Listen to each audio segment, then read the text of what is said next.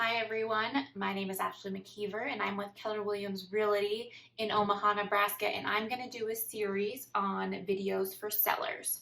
A lot of times sellers will come to me and say, we're thinking of selling our house in the next few months. We've done all of these projects over the last few years and our house is ready to get on the market. But where they spent so much time and effort fixing up their home isn't necessarily the things that are going to bring them a really good return on their investment and help them sell their house for a higher price. So I wanted to put together a series of tips where we would see the most return on our investment. Not every home project is going to give you dollar for dollar return on your investment. In fact, most don't.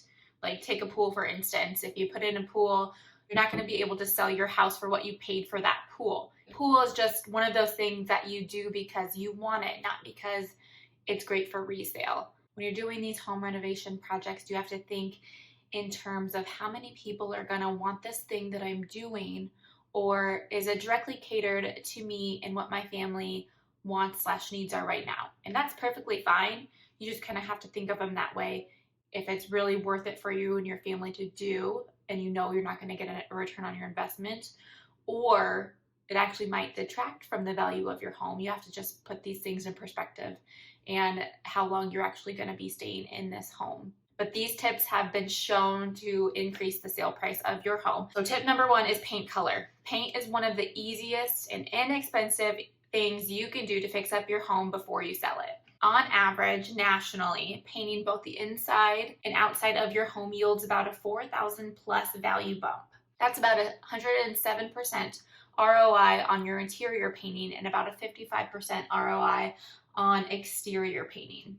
HGTV says that fresh gray or white exteriors will get to the hearts of your home buyers this year. Not sure if gray or white is right for your home?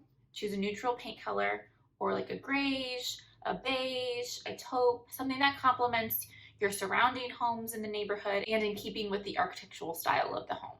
The go-to for interiors are cool and neutral tones. White, gray, beige, and taupe tones are all favorites for designers and homeowners alike because they work overtime to visually enlarge the space and brightens up shadowy rooms. Most buyers do not like to paint, but I always choose paint colors that are neutral because I'm always thinking about the resale value of my home. And I don't want to have to do a lot of work when I have to sell. But when in doubt, white it out.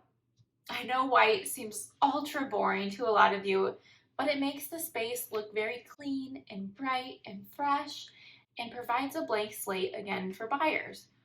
Some of us just aren't very creative, so we have to have a blank canvas for us to envision our furniture in there.